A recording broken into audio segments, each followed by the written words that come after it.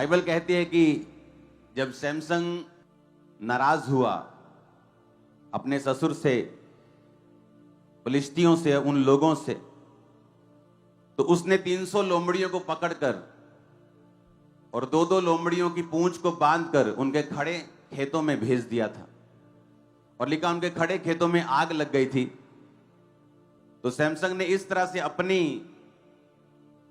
नाराजगी का बदला उनसे लिया था। लेकिन अब समय बदल चुका है। परमेश्वर ये कहता है कि तुम्हारा युद्ध जो है वो मांस और लहू के साथ क्या है कि नहीं? मांस के साथ है, लहू के साथ है, किसी बाबा के साथ है? कहता तुम्हारा युद्ध इनके साथ बिल्कुल नहीं। तुम्हारा युद्ध अंधकार की शक्तियों के साथ है। लेकिन एक तरीका जो परमेश्वर ने बदला नहीं है शत्रु को हराने का, वो चाहे पुराने नियम में इंसान के रूप में था, नए नियम में वो शैतान के रूप में है, तरीका एक ही है, वो है परमेश्वर की फायर। वो आग जो लोमड़ियों की पूंछ पर लगाकर उन्हें हराया गया था, आज वो आग आपके सिरों के ऊपर लगी हुई है और शैतान हार रहा है। हालेलुया। अपने हाथों को उठा के बोलो, आज पवित्र आत्मा की अग्नि मुझ पे उतरे और शैतान की सारी चालें नाश हो।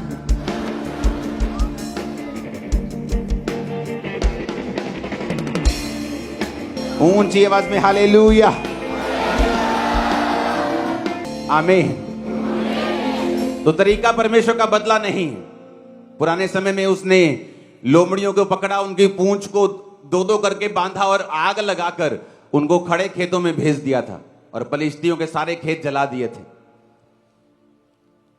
तो जब परमेश्वर आपकी लाइफ में दुश्मनों को हराना चाहता है तो वो इससे नहीं हारेगा कि आपके पास कितना पैसा है। शैतान इसलिए नहीं हारेगा कि आप कितने इंटेलिजेंट हैं, आप कितने पढ़े लिखे हैं, कितने समझदार हैं, आप कितने माता पिता की आज्ञाकारी हैं। आप इसलिए जीतेंगे और शैतान हारेगा कि आप में परमेश्वर की सामर्थ्य और आग काम करती है, जो आम बात नहीं है। और आज यहां बैठा एक एक जन कुर्सी पे नीचे यहां भी पवित्र अग्नि से भर के जाएगा और उस सामर्थ्य से भर के जाएगा जो परमेश्वर आज आपको देने वाले हैं इन जीसस ने। Hallelujah, hallelujah. ये बात को हमेशा आपने याद रखना है कि परमेश्वर की अग्नि है जो शैतान को शर्मिंदा करती है, जो वैरी के खेतों को जलाती है, जो वैरी के घमंड को खत्म करती है। लेकिन साथ साथ हमें यह बात भी ध्यान में रखनी है कि हमारी लड़ाई जो है वो आत्मिक है। और अगर हम इसे शारीरिक लड़ाई में बदलेंगे और शैतान ने अगर हमारा आत्मिक जीवन कमजोर किया तो फिर चाहे हम जीत भी जाएं तो भी जीत कर भी हम हारे हुए हैं। ये बड़ी समझने वाली बात है आप लोगों के लिए। मैंने कहा अगर हम शारीरिक युद्ध जीत भी जाएं और एक आत्मिक युद्ध को शारीरिक युद्ध की शेप दे दें और फिर जीत भी जाएं, तब भी ये युद्ध क्या होगा? हारा हुआ होगा। पहला पत्रस 3 उसकी 9 आयत में लिखा है, बुराई के बदले बुराई मत करो और ना गाली के बदले गाली दो, परंतु इसके विपरीत आशीष दो, क्योंकि तुम आशीष के वारिस होने के लिए बुलाए गए हो। आमीन। एक होता है कि तुम जब विरोधी तुम पर इल्जाम लगाता है, जब वो तुम पर अटैक करता है। एक होता है बोलना ही नहीं है, मुंह बंद कर लेना है, वो भी गलत है। वो भी क्या है? बाइबल कहती है अपने विरोधियों को नम्रता से उत्तर दो, सही रीति के साथ उत्तर दो, ताकि उनका मुंह क्या हो जाए? बंद हो जाए। क्योंकि तुम्हारे वचनों में सच्चाई है, तुम्हारे वचनों में ताकत है, तुम्हारे पीछे परमेश्वर खड़ा है। कुलसिया 4 उसकी 6 में लिखा है, तुम्हारा वचन सदा अनुग्रह सहित और सलोना हो कि तुम्हें हर एक मनुष्य को उचित रीति से उत्तर देना आ जाए।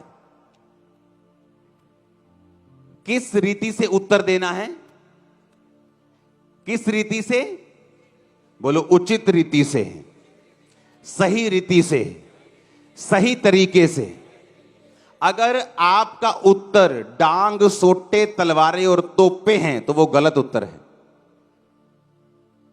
अगर विरोधी आपकी इंसल्ट करे, आप भी रील्स बना बना के उनकी इंसल्ट करें, तो ये गलत उत्तर है। उत्तर जाना चाहिए, लेकिन कैसा होना चाहिए? बिब्लिकल, तर्क से, बुद्धि से।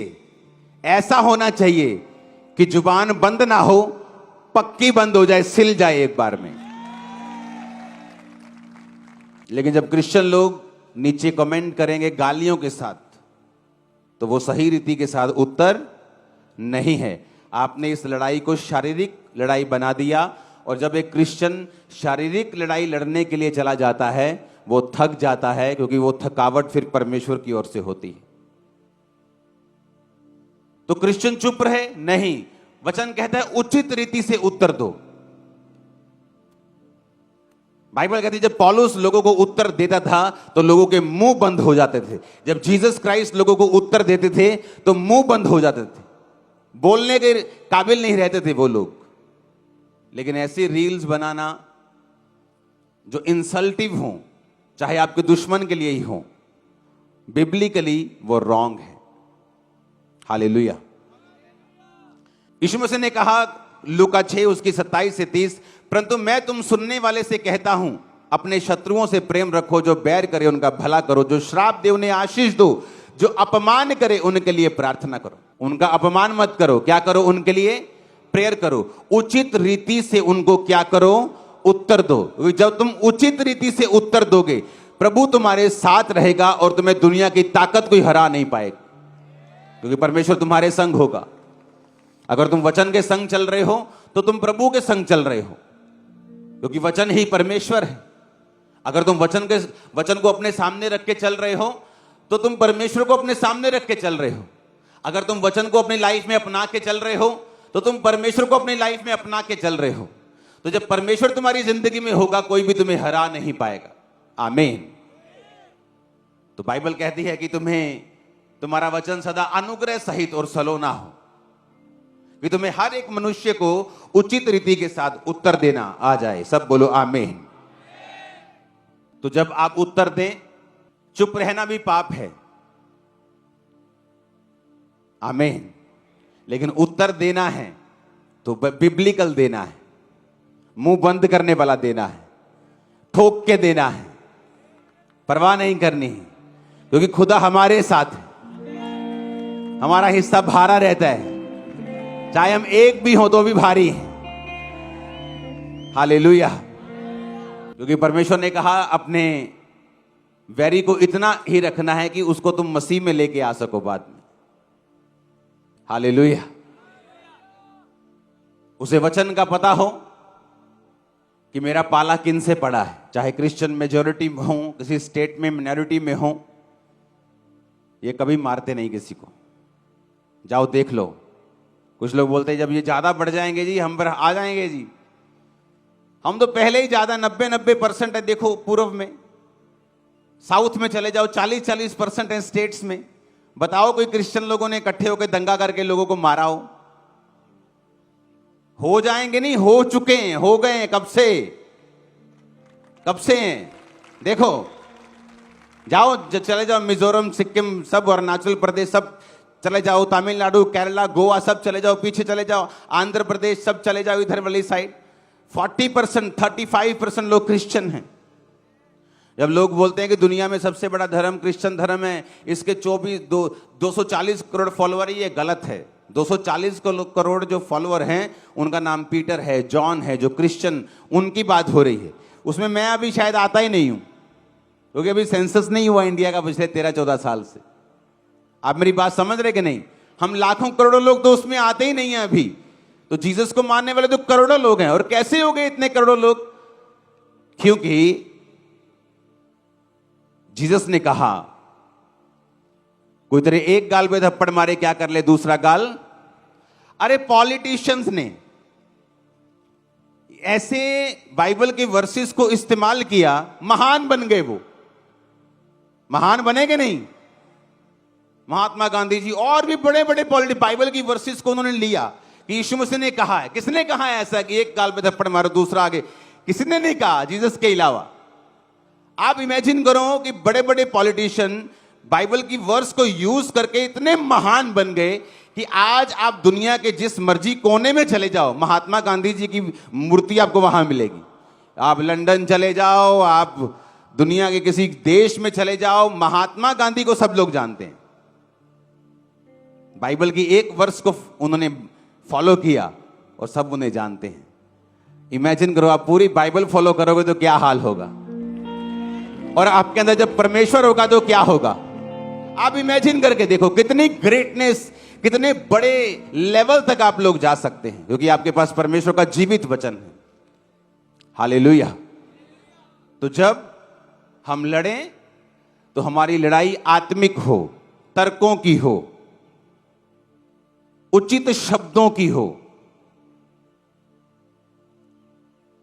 प्रेज द लॉर्ड से शुरू करके तो प्रेज द लॉर्ड से ही एंड किया जाए। बीच में अपने क्वेश्चंस रखे जाएं जिनका जवाब वो कभी नहीं दे पाएंगे। लेकिन अगर गालियों से शुरू करेंगे, मेरा बाप आया, तेरा बाप आया, तो नीचे हम कुछ प्रेज द लॉर्ड लिख नहीं पाएंगे। हालेलुया। तो हमें यह बात हमेशा याद रखनी है कि हमारा दुश्मन इंसान नहीं है, ये एक बहाना है इंसान की विरोधता अपने प्रचार को उस कोने में लेके जाने की जहां आपका प्रचार नहीं पहुंच रहा था, लेकिन आपका दुश्मन आपका दोस्त की तरह खड़ा होकर उसको लेके जा रहा है, वो लेके जा रहा है। Hallelujah, hallelujah. 2022 में हर पंजाबी को नहीं मालूम था यीशु मसीह के बारे में, लेकिन इतना विरोध हुआ, इतना विरोध हुआ, इतना विरोध हुआ, सबको मालूम हो गया।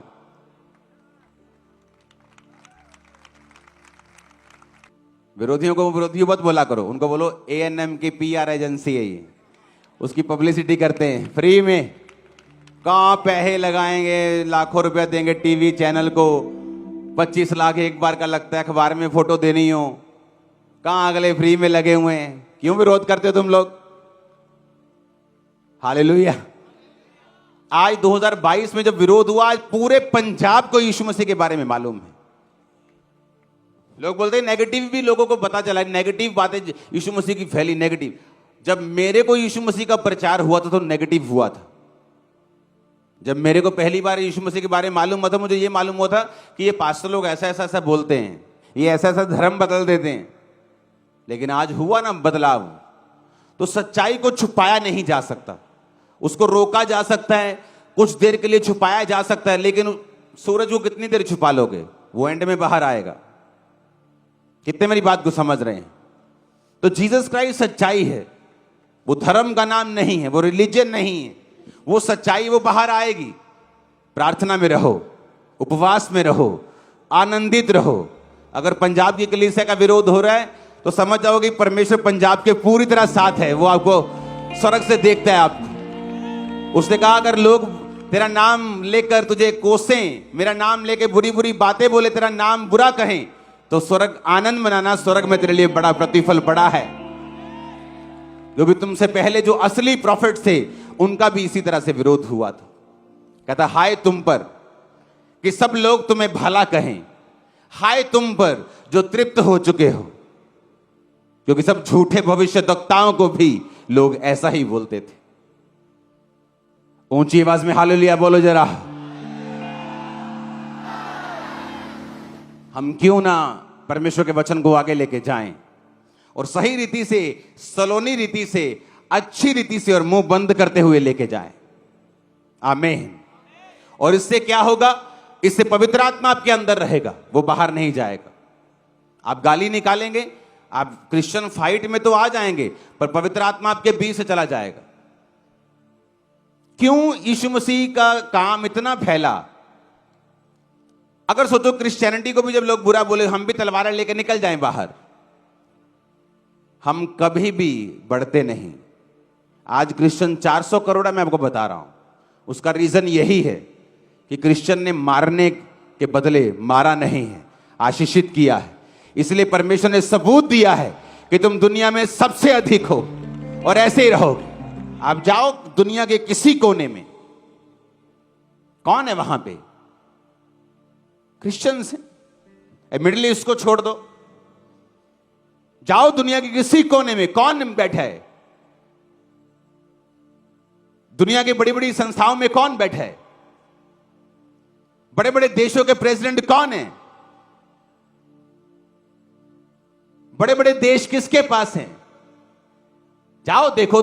कई बार जब निकलते ही नहीं, चलो वीजा नहीं लगा वखरी गल है, हाँ वैसे हमें मालूम ही नहीं, अगर बाहर नहीं निकले हमें लगता है कि यही सारी दुनिया है। नहीं नहीं नहीं, ये सारी दुनिया नहीं है।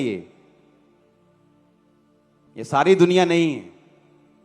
दुनिया में घूम के देखो, फिर के देखो। जिस देश में कोई खास प्रजाति 2% हो जाती है ना, बोलते असि 2% आओ तो सरकार बदल दी दी आप ਤੇ ਅਸੀਂ ਇੱਥੇ 20 ਆ, ਫਿਰ ਦੇਖੋ ਕੀ ਕਰਾਂਗੇ ਆਪਾਂ। ਪਰ ਸਾਨੂੰ 20 ਦਾ ਕੋਈ ਹੈ ਨਹੀਂਗਾ ਕਿ ਹਾਂ ਅਸੀਂ ਬਹੁਤ ਵੱਡਾ ਤੀਰ ਮਾਰਿਆ, क्योंकि यीशु मसीह धर्म बदल ले, वो जीवन बदलने के लिए आया।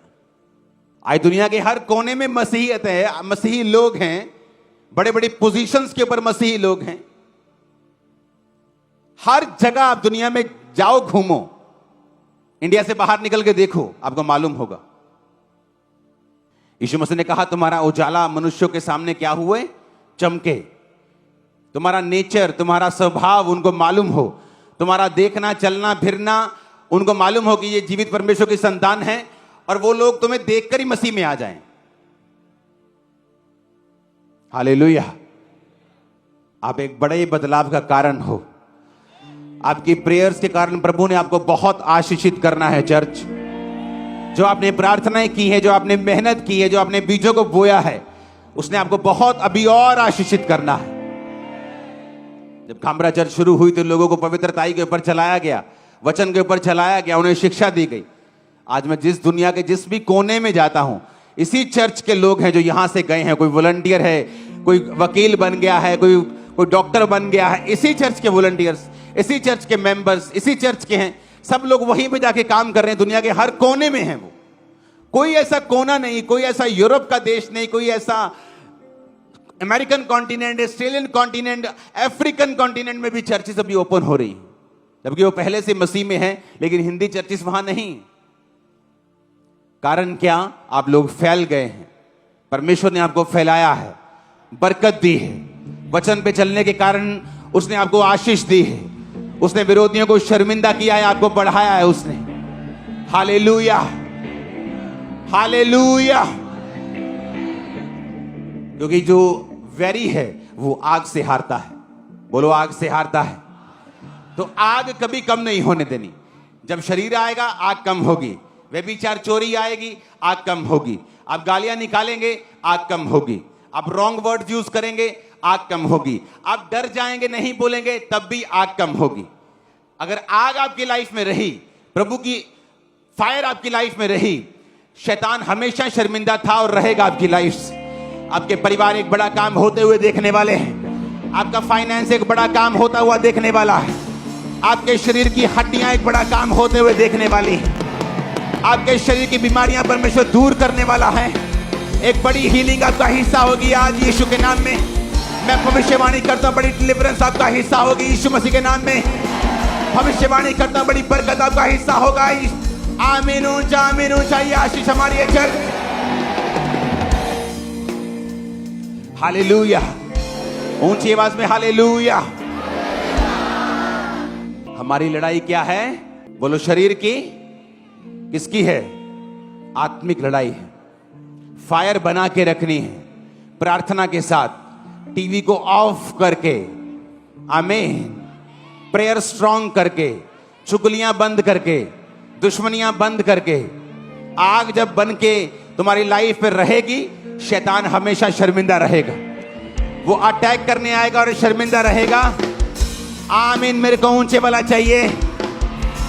हालेलुया। जीसस के वर्ड्स पे विश्वास करते हो ना? तो उसने कहा है कि तुम्हें हर एक मनुष्य को उचित रीति के साथ उत्तर देना आ जाए। ना तो तुम चुप रहोगे, ना तो तुम गालियां निकालोगे, ना तो तुम चुप रहोगे, ना ही रॉन्ग वर्डिंग्स यूज करोगे।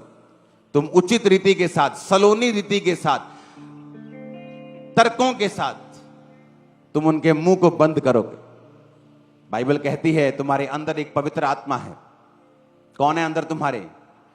बाइबल कहती है पवित्र आत्मा जिसके अंदर होता है, जब वो बोलता है दूसरों को निरुत्तर कर देता है, उसके पास उत्तर नहीं रहता।